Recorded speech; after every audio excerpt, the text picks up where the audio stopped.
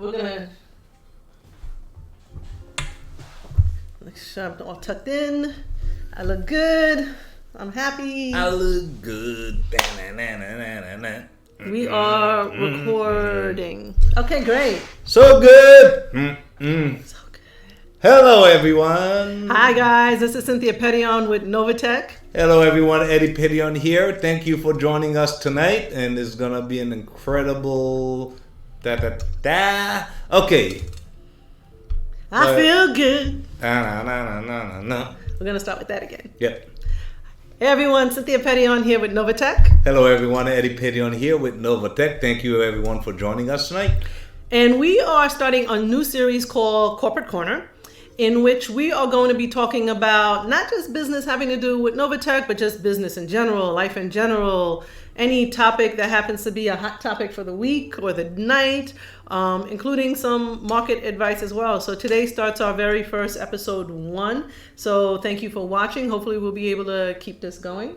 Yeah, no, absolutely. You know, we actually feel incredible about doing this. And we know a lot of people want to hear from us all the time. So we feel like it's a way to share our experience and, you know, give you market updates and, you know, also talk about anything, really, guys. This is unscripted. It's whatever, over coffee or whatever you may be drinking tonight. But let's do it. Let's get the show on the road. All right. So, first thing I'd like to talk about, first of all, there's so many things I'd like to talk about. So good thing we're going to be breaking this up into episodes so I can hopefully keep everyone's attention.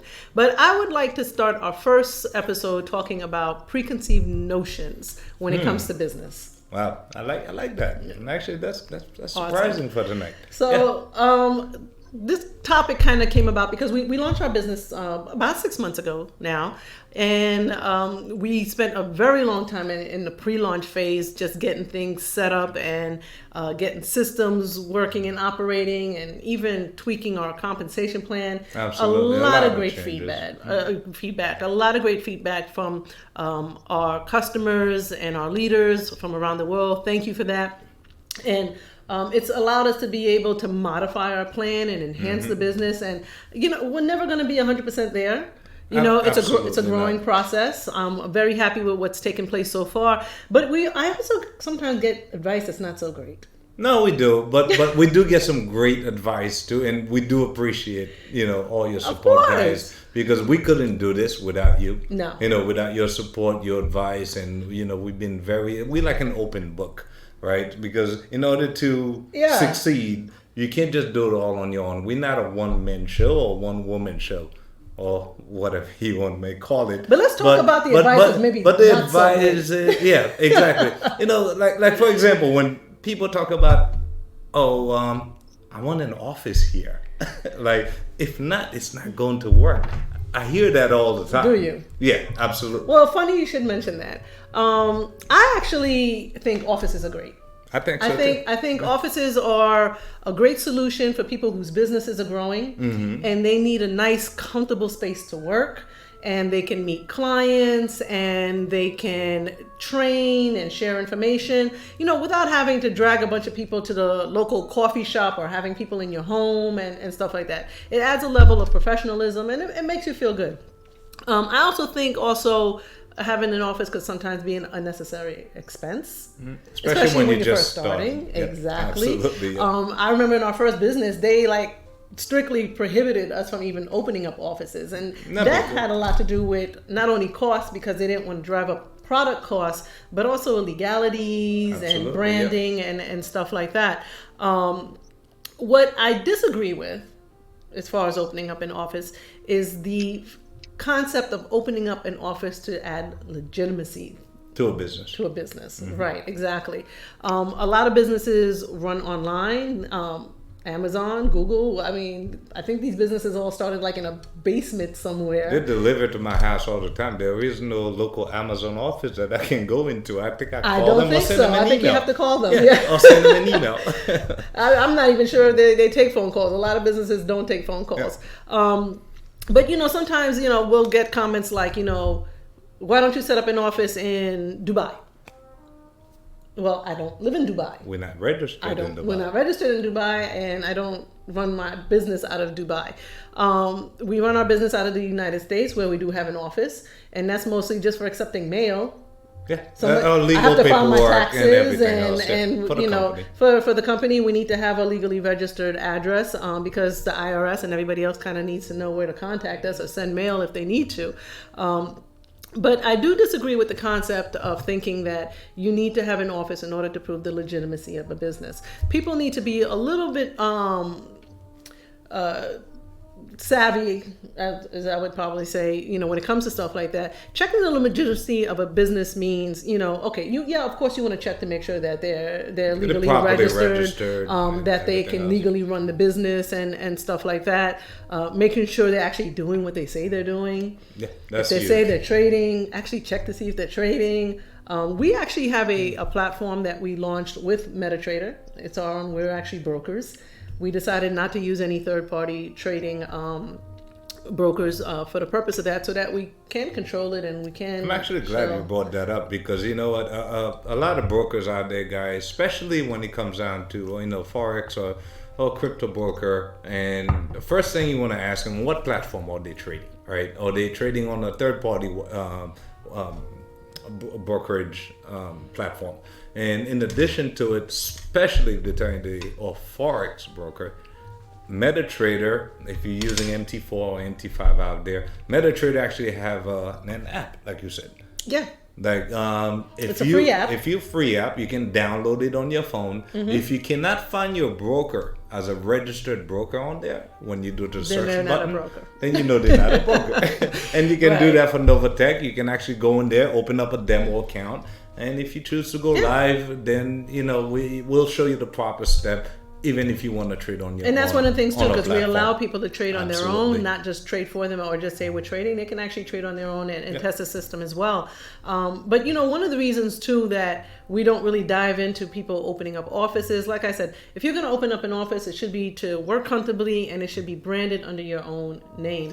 I kind of get that creepy feeling sometimes, when you're looking for that favorite restaurant that in the neighborhood, or maybe even not in the neighborhood, you're driving a long distance because you're craving the food, and then you get there and they're out of business. Oh no! The storefront is closed. You're not even hungry after that. No, your appetite is completely gone. No, after that it just ruins your mood, and you haven't even spent money there yet. No. So having an office doesn't prove the legitimacy of a business, and quite oftentimes fake companies will open offices to make you think that they're legitimate when they're not. Yeah, that's how they get you in.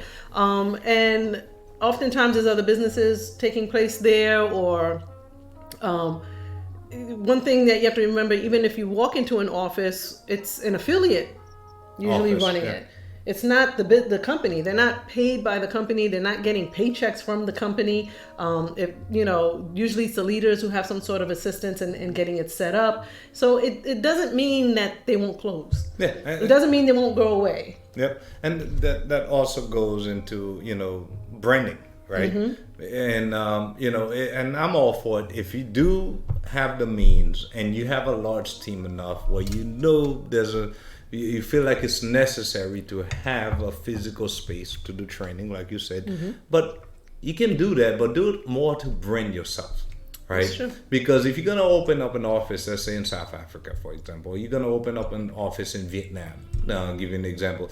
If NovaTech didn't actually physically go out there to open up an office and registered with that country, then that means you will need to brand that office with your own branding, your own company. The same thing, we opened up an office. It took us over a year with the last company. Mm-hmm. But when you pull up to the office, you don't see the name of the company. You see the name of our company. So it's in a way to brand yourself, because at the end of the day, when people join your business, they're not really joining. They are joining the business because you told them about the business, but they're more joining because they trust you. So They're really joining you. I give you guys a great example with when we actually were looking to move down to South Florida, my wife found a realtor online, mm-hmm. and it was just going through reviews and stuff like that. Shout out to Mark Doring. Absolutely, Mark Doring. I have to shout you out on this one. We definitely shouting you Amazing out on this realtor. one. One of the best realtors in South Florida. But you know how we found this gentleman, guys? We didn't go to his office. We found him online. Right. And ever since, he's closed over a dozen deals for us, either buying or selling. And crazy part is that since we met Mark, I think he's worked for at least 3 or 4 different. We've never even met him at an 3 or office. 4 different real estate company. I don't even know what company he worked for, to be honest. But Yeah. we trusted him, and we know he's a great realtor. He branded himself, so we didn't ask. So where's your office? We've never been to his office. You know what his office is? Online. His cell phone. Yeah. Because when we call him, he pick up. When we send him a message, he send us a message back. So he actually branded himself and have a multi-million-dollar business. Are you making that much money, Mark? But I'm sure you're making a lot of money. But he's a great realtor, guys. But more importantly, the point I'm making is that you don't need an office in order to succeed in network marketing. Well, more importantly, I want to just to make sure that people aren't associating having an office with I'm doing something legitimate. You really need to do your due diligence, do your homework, find out more about the company, find out things, about the owners even. What's more important is that you can get a hold of somebody. Absolutely. Whether it's in an office or not. We're on Telegram, we're on WhatsApp, we're on Instagram. Everybody has our phone numbers, our address, where we can be contacted as well. So make sure that you are knowing about the company and not just walking into an office and saying, hey, we must exist because there's an office here, because anybody can do that. And we do have offices, okay? Guys, we're not talking about this because we don't have an office. We do, but we're just not going to open up an office in every single country. That makes sense? Yeah, no, makes total sense. And the flip side of that also is if you do happen to walk into somebody who's running their NovaTech business out of an office, just make sure that, again, you're getting all the information. Not just applies to us, but to any business that you're getting involved in. And people at the end of the day, which is another topic I'd like to bring up, they're marketing a service that they like. Yep. You buy a product, you love the product, you share it with somebody, you're marketing. Absolutely. You go to a restaurant, you like the food, you tell somebody about it, you're marketing. I don't like to see, people get into these types of businesses and then some of them fail, some of them do great, and some of them fail not because of any bad intention, but maybe, I don't know, the market goes upside down or bad timing or not the right product or whatever it is. And it happens. And that's part of investing, is taking these risks along with it. But, take accountability for what it is that you're doing and you're investing in. Take a good look at it, and if you like it, just do it. People have a tendency sometimes, if things don't work out or they go sideways, to want to blame the person who introduced them. Well, hello, I'm marketing something that I like. You liked it too, so you bought into it. I bought into it. I don't like to see people getting blamed when businesses don't work out. I think something like 95% of businesses fail in their first 5 years. Well, nowadays it's more like 99%. Especially that's quite possible, yeah. Within this industry, because yes, there are a lot of scams out there. There's a lot of bad businesses out there, but a lot of businesses also, all legitimate business, that maybe the market work against them. But right. That doesn't mean if I came to you and I said what I'm doing is bringing me some good income, I like it. If you choose to join, then that's your choice. Right. You made that decision. It doesn't mean that because I'm the person that told you about it, and I should be held accountable. I have an exception to the rule, though. All right? You take, for example, this is our personal business. Mm-hmm. We are operating it. Yes, the market, anything can happen in the market. All right, but it's our job to make sure that we're safeguarding, absolutely, the business. So right now we're playing a corporate role. Corporate corner. So, we do take accountability and responsibility for the business. I'm referring, to affiliate marketers who go out there and they market a business, and it may do well, it may not do well. To me, there's always been a camaraderie in that. We're doing this together, ride or die. If it succeeds, we all succeed together. And if it fails, unfortunately, we may have to take a bump in the chin and knock some dirt off our knees together as well. But accountability is a whole other topic that I can discuss for like hours on a different segment. But again, I want us to be well informed and understand what's going on in the market, and so that we can understand what we're buying into. And speaking of which, would you like to talk about some market trends? No, absolutely. And, like you said, be on the lookout, right? Because we have a lot more to talk about. This is not all we're going to talk about, but we're going to take it section by section.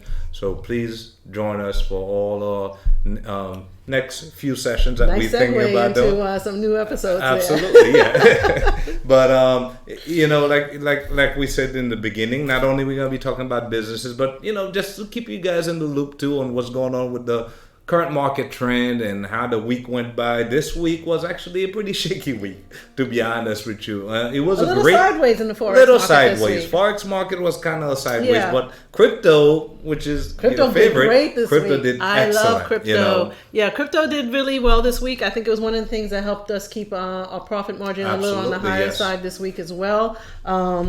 We have our favorite guy here, Jimmy. Our little guy Jimmy here, he wasn't that excited this week. So No, he's our Forex guy. this is Jimmy, if you guys haven't met him yet. All right. But just to talk about Forex real quick, guys, is this week was actually, it started out really good at the beginning of the week from like Monday to Wednesday. Then we had a lot of major reports that came out, and including the ECB, this decision on the interest rate, which is the European Central Bank, and the left rate the same ways as expected. But also the United States did the same. The interest rate decision was also this week. The only difference is that right after the interest rate decision, which was most like what they were expecting, not to have any major changes, but our good friend Jeremy Powell, not a good friend, but he's if you guys don't know who he is actually, we're gonna have to edit that part out. But anyway, Jeremy Powell, he gave a pretty dovish statement towards right after the rate decision. Dovish, yes. I don't know that I know that term. Actually, yeah, it's actually a term used mostly. Is that like a trading term? It's more like a trading, market term.